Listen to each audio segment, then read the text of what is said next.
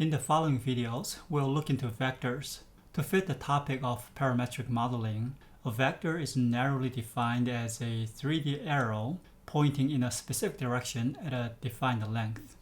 One important characteristic of a vector is that it does not have a base point, meaning that when two vectors have the same length and point in the same direction, the two vectors are the same. Let's create a vector. Search xyz and select vector xyz. Let's feed three arbitrary values to x, y, and z. 3, 4, and 0. We just created a vector, but you don't see anything on the Rhino screen. Let's visualize the vector. Search display, select vector display, connect the vector with v input. We need an anchor point to visualize the vector. Let's use the origin point as the base point, 0, 0, 0. Connect that to the anchor point. Now you can see that the vector is visualized on my Rhino screen, pointing at 3, 4, 0 with a length of 5. Oftentimes, we need to create a vector based on the locational difference of 2 points. To do that, we can use the vector 2-point component. Connect the start point to A and the end point to B. This creates a vector from A pointing to B. Let's visualize it with a vector display.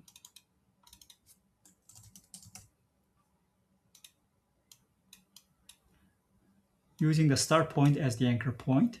Now you can see that the vector is from point A pointing to point B. If you swap 2 points, you can reverse the vector pointing toward the opposite direction.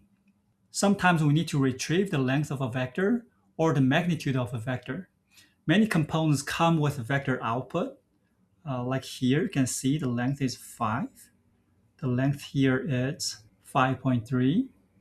When you don't have direct access to the length information, you can use the vector length component to retrieve the length of a vector.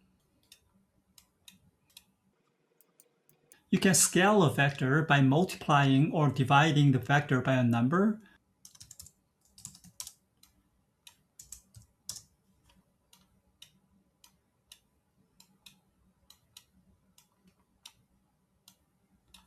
As you can see here, I can scale this to half of the size, and 1 is the original size, and you can scale even bigger.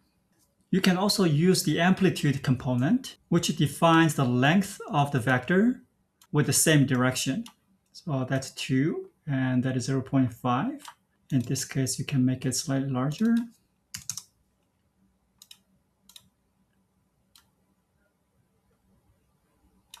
A unit vector is a vector with a length of 1, which is often very useful.